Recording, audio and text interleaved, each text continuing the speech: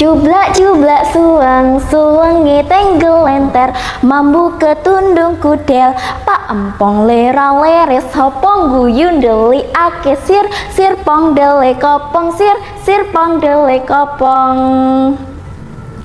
Assalamualaikum warahmatullahi wabarakatuh. Halo semuanya. Apa kabar hari ini?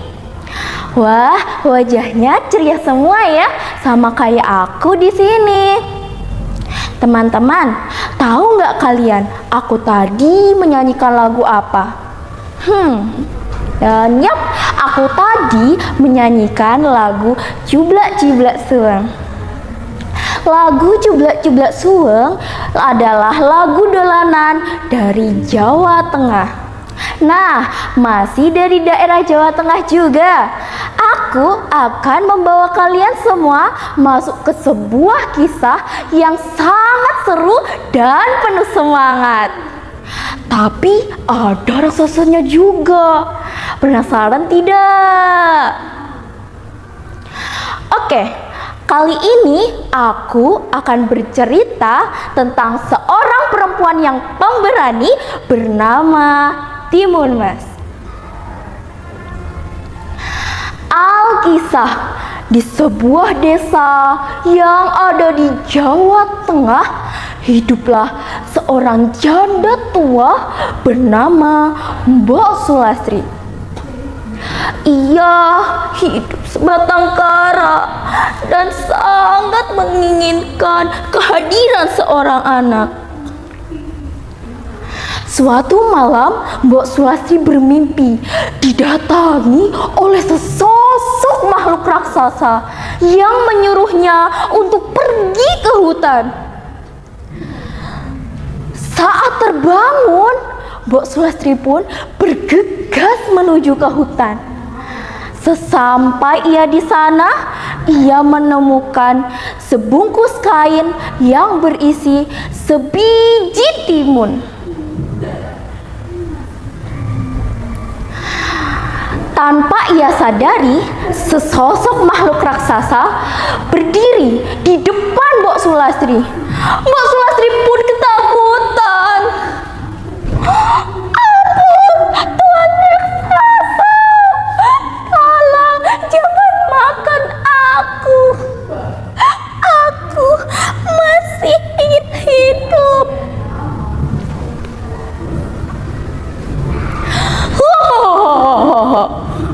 Aku tidak akan memakanmu, nenek tua. Bukankah kau menginginkan kehadiran seorang anak? Lekas tanam biji timun itu.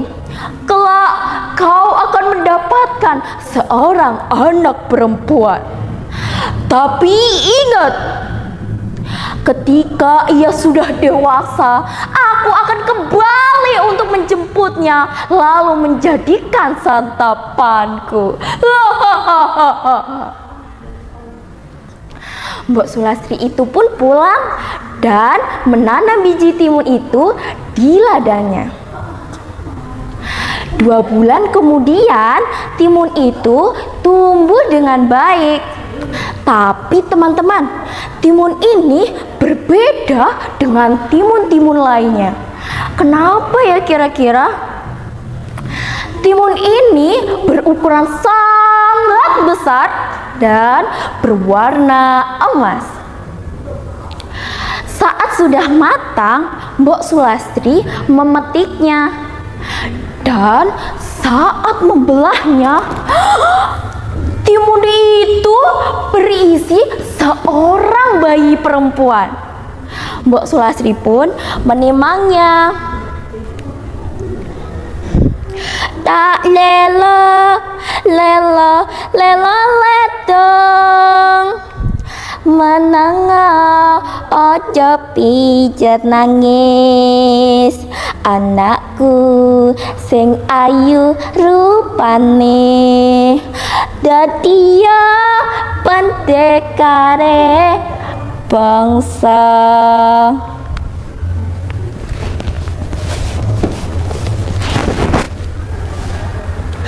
Mbok Sulastri pun merawat timun emas dengan penuh kasih sayang.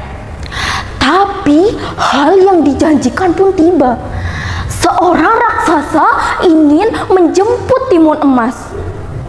Mbok Sulastri pun menceritakan semuanya kepada timun emas.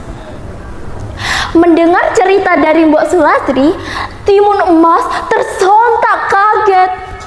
"Ibu, aku tidak mau bersama raksasa itu, Ibu.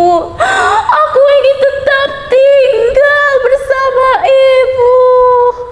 Aku sayang dengan Ibu."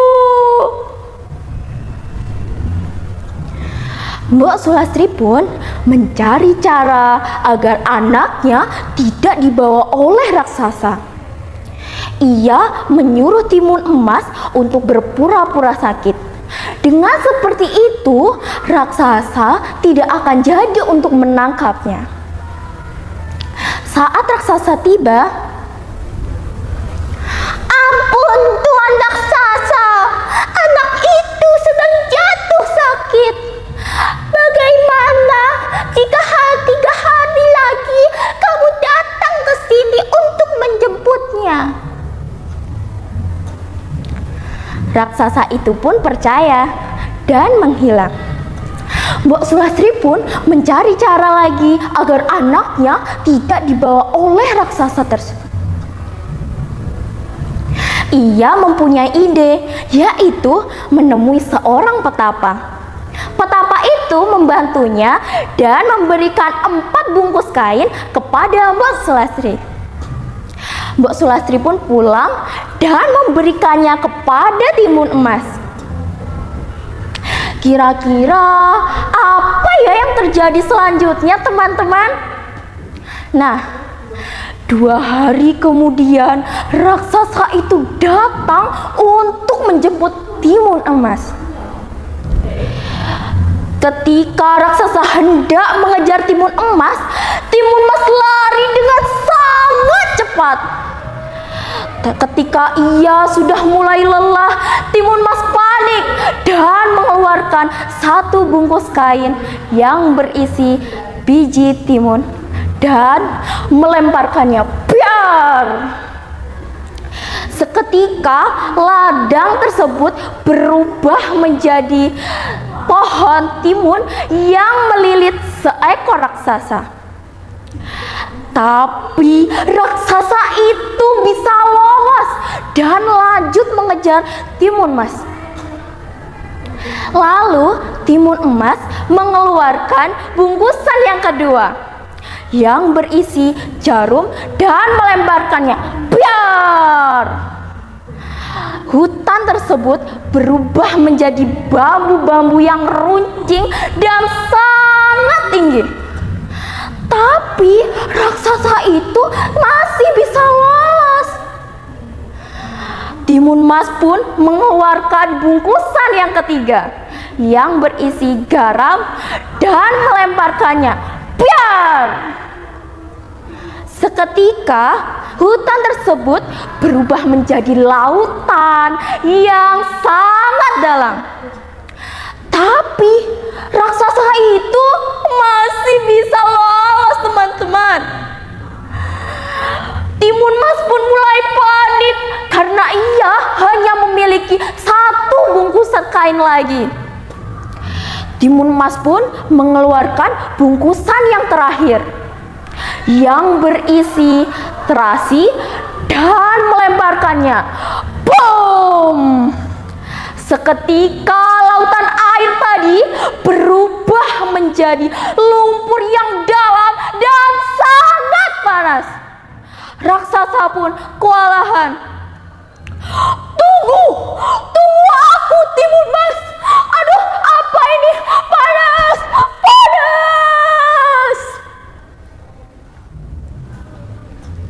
Raksasa itu pun tenggelam dan mati di lumpur yang panas tadi.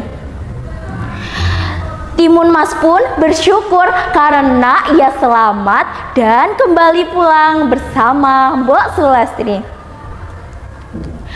Cukup sekian cerita yang dapat saya sampaikan. Semoga bermanfaat ya untuk kita semua. Kira-kira apa ya hikmah yang bisa kita ambil dari cerita dongeng ini? Yap, kita tidak boleh putus asa teman-teman.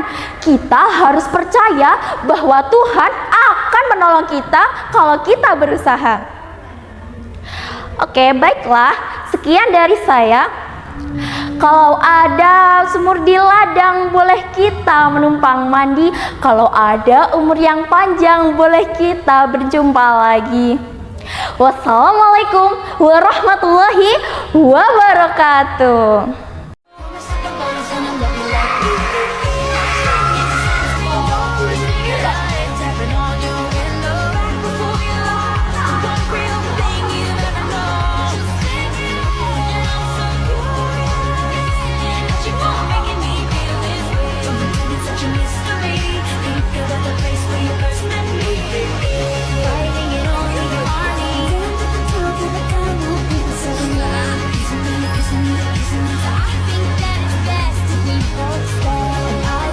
Taiwan krisis sampai ya lucu-lucu ini